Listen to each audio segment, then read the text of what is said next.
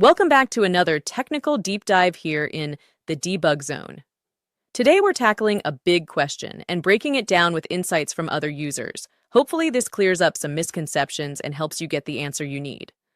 So buckle up, stay a little curious, and let's jump right in.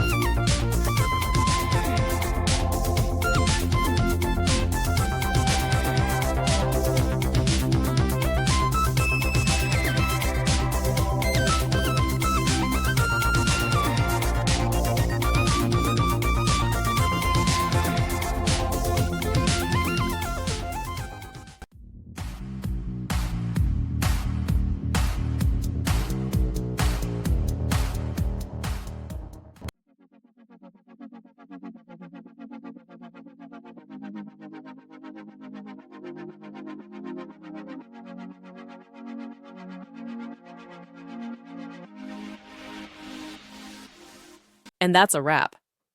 I hope you found the answer you were looking for. If you did, take a second to hit that subscribe button. It really helps out. And let me know in the comments which solution worked best for you. See you next time in the debug zone.